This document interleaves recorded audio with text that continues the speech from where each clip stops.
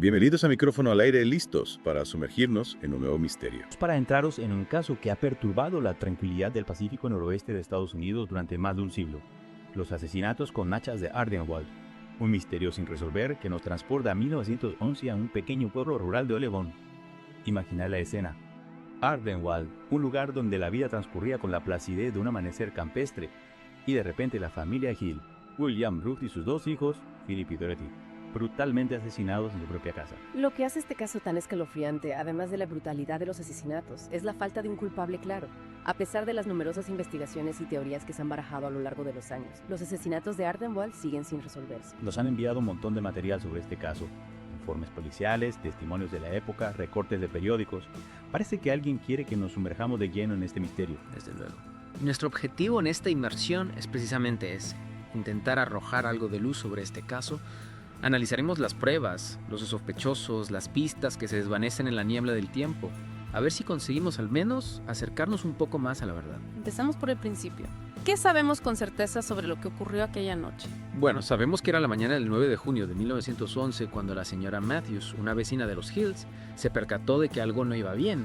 William, que solía tomar el tranvía para ir a trabajar cada mañana, no había aparecido. Preocupada, la señora Matthews se acercó a la casa. Lo que vio a través de la ventana la dejó horrorizada. El cuerpo de la pequeña Dorothy, de tan solo 6 años, yacía en el suelo del salón cubierto de sangre. ¡Qué horror! Imagina la escena. El sheriff Ernest Mass llegó poco después y se encontró con una imagen dantesca. William y Ruth estaban en la cama, sus cuerpos entrelazados en un último abrazo mortal. Los investigadores estimaron que los asesinatos ocurrieron alrededor de las 00:45, basándose en un reloj de mesa roto que se detuvo a esa hora, y en el testimonio de un vecino que recordaba haber escuchado a sus perros ladrar con furia a esa misma hora. Es decir, que todo apunta a que la familia fue atacada en plena noche mientras dormían. ¿Pero por qué? Si descartamos el robo, ¿qué otro motivo podría haber? Esa es la gran pregunta. La brutalidad de los asesinatos, el ensañamiento, la violación de las víctimas femeninas, todo parece indicar que el móvil era algo más que el simple robo. El sheriff Mass, por ejemplo, sospechaba que se trataba de un crimen sexual. Un crimen pasional, tal vez. Podría ser, o puede que el asesino fuera un psicópata, alguien que disfrutaba infligiendo dolor. Lo cierto es que sin un culpable claro, todas las opciones están sobre la mesa. Y hablando de culpables, ¿quiénes eran los principales sospechosos? Pues había varios, cada uno con sus propias sombras, sus propios secretos. Uno de ellos era Edward Ramsey, un vagabundo conocido por merodear por la zona. Fue arrestado la misma mañana de los asesinatos, intentando escapar en una balsa improvisada. ¿En serio? Eso sí que es sospechoso. Desde luego, su comportamiento errático, su historial de acoso a mujeres de la comunidad, lo convertían en un sospechoso ideal. Sin embargo, las pruebas contra él no fueron concluyentes, y finalmente fue descartado. Ya veo. ¿Y quién más estaba en el punto de mira de los investigadores? Pues un hombre con un pasado oscuro y un vínculo directo con la familia Hill, Nathan Harvey, vecino de los Hill y propietario de un vivero. Fue acusado formalmente de los asesinatos el 20 de diciembre de 1911. ¿Y qué lo convertía en sospechoso? Para empezar, Harvey y William Hill habían tenido disputas por tierras antes del crimen, lo que añadía un posible móvil a la ecuación. Pero además, la historia de Harvey ocultaba secretos aún más oscuros. Años atrás, una joven llamada Mamie Welch fue asesinada en su propiedad, y dentro de la propia familia de Harvey se sucedieron muertes misteriosas, incluyendo un fratricidio seguido de suicidio. Vaya, suena que este Harvey tenía un historial bastante turbio. ¿Hay algo más que lo vincule a los asesinatos de la familia Hill? Sí, la investigación del sheriff Mass reveló que varias mujeres de Ardenwald acusaban a Harvey de acoso e insinuaciones inapropiadas. Y 2 testigos aseguraron haber visto a Harvey bajando del tren en Ardenwald a las 0:25 de la noche de los crímenes. Esto ya empieza a ser abrumador. Con tantas pistas apuntando a Harvey, ¿cómo es posible que no fuera condenado? Esa es la gran pregunta. A pesar de lo que parecía una montaña de pistas, la realidad es que muchas de ellas eran circunstanciales. Su coartada para la noche de los asesinatos, aunque cuestionable, no pudo ser refutada por completo. Y para añadir más leña al fuego, una parte importante de la comunidad se puso de su lado, defendiendo su inocencia capa y espada. Entiendo. Supongo que en un pueblo pequeño las lealtades pueden ser muy fuertes. Exacto. Y eso, unido a la falta de pruebas concluyentes, llevó a que Harvey fuera puesto en libertad tras un breve periodo de detención. Y lo más frustrante de todo, la investigación sobre su posible implicación en los asesinatos se cerró de forma abrupta. O sea que Harvey, a pesar de todas las sospechas que lo rodeaban, quedó libre de polvo y paja. Increíble. ¿Y qué pasó después? ¿Se abandonó la investigación por completo? No del todo. Unos años más tarde, en 1917, surgió un nuevo giro en el caso con la aparición de un hombre llamado William Regan. ¿Y quién era este Regan? ¿Otro sospechoso? En cierto modo sí, pero su entrada en escena fue de lo más peculiar. Regan confesó haber asesinado a un hombre llamado William Booth en 1915. Y hasta ahí todo normal. Lo sorprendente vino después. Durante su confesión afirmó haber presenciado los asesinatos de la familia Hill. Espera. ¿Estás diciendo que este tipo, mientras confesaba un asesinato, decidió soltar que también había visto otro? ¿No te parece un poco oportunista? Desde luego es una historia rocambolesca. Según Regan, había conocido a 2 hombres, uno de ellos presuntamente Edward Ramsey, con quienes planeaba una serie de robos. La noche de los asesinatos, Regan aseguraba que él se quedó fuera mientras sus compinches entraban en la casa de los Hill. O sea que según él solo era un espectador. Exacto. Afirmaba haber escuchado los gritos de los niños y que después del macabro suceso recibió parte del botín. Ya. ¿Y los investigadores se creyeron? No fue tan fácil. La historia de Regan estaba llena de agujeros. Para empezar, ofreció 2 versiones diferentes de los hechos, con detalles contradictorios que no cuadraban con las pruebas. Suena que Regan intentaba adornar su historia para hacerla más interesante. ¿Qué ganaba con inventarse todo eso? Quizás buscaba notoriedad o tal vez intentaba negociar una reducción de su condena por el asesinato de Booth. El caso es que su testimonio despertó muchas dudas. Claro, con tantas inconsistencias es normal que los investigadores no se lo tomaran muy en serio. Pero no había nada que respaldara su historia.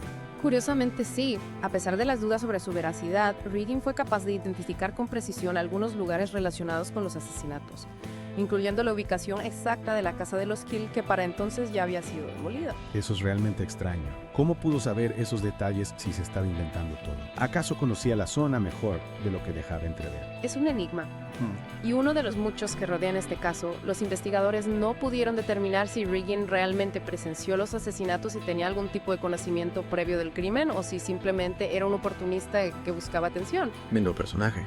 Con su aparición, la investigación de los asesinatos de Ardenwald dio un giro inesperado, pero al final Regan no hizo más que añadir más confusión al misterio. Exacto, Regan fue condenado por el asesinato de William Booth, pero su supuesta implicación en los asesinatos de Ardenwald nunca pudo ser probada.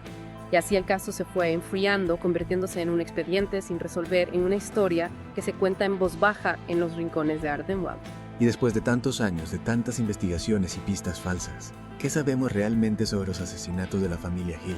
Es fascinante cómo un caso sin resolver puede generar tantas especulaciones, tantas teorías que intentan llenar los vacíos de la historia, como si la mente humana necesitara encontrar una explicación, aunque sea inventada, para poder lidiar con la incertidumbre. Totalmente.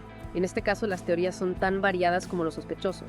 Algunos creen que el asesino era un psicópata itinerante, que eligió a la familia Hill al azar, un lobo solitario que ataca sin motivo aparente. Se aferran a la idea de que la violencia a veces es simplemente aleatoria sin sentido. Otros apuntan a posibles venganzas, a enemigos ocultos de William Hill, a secretos que se llevaron a la tumba, como si la respuesta tuviera que estar escondida en el pasado, en algún conflicto que no llegamos a comprender. Incluso hay quienes creen que el culpable era alguien cercano a la familia, alguien que se movía en las sombras, aprovechando la confianza y el acceso para cometer su terrible crimen. La idea de que el monstruo puede estar disfrazado de amigo de vecino es algo que nos aterra profundamente. Y la verdad es que sin nuevas pruebas, sin una confesión veraz, la verdad sobre los asesinatos de Ardenwald seguirá siendo un misterio, un caso abierto, una herida que no termina de cicatrizar.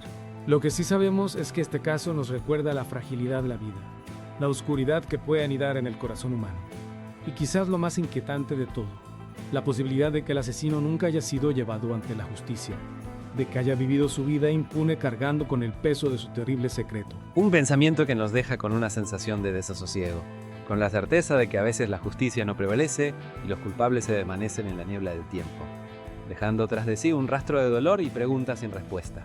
Pero más allá del horror, de la tragedia que marcó para siempre Ardenwald, este caso nos invita a reflexionar. Nos invita a preguntarnos por qué buscar respuestas en la psicología criminal, en la sociedad de la época, en la propia naturaleza humana. ¿Qué lleva a una persona a cometer un acto tan atroz? ¿Cómo puede la maldad anidar en un lugar que parecía tan tranquilo y apacible? Y también nos recuerda que a pesar de los avances tecnológicos, a pesar de las sofisticadas técnicas de investigación, algunos casos permanecen sin resolver, desafiando nuestra lógica, nuestra comprensión del mundo.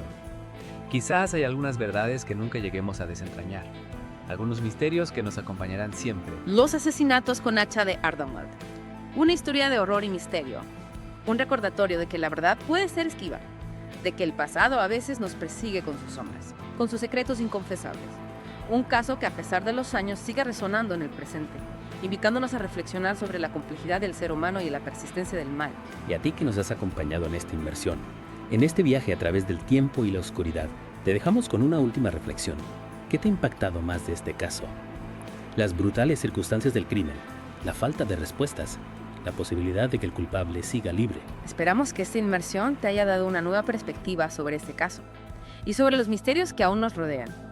Recuerda, la búsqueda de la verdad a veces nos lleva por caminos inesperados y nos enfrenta a realidades incómodas.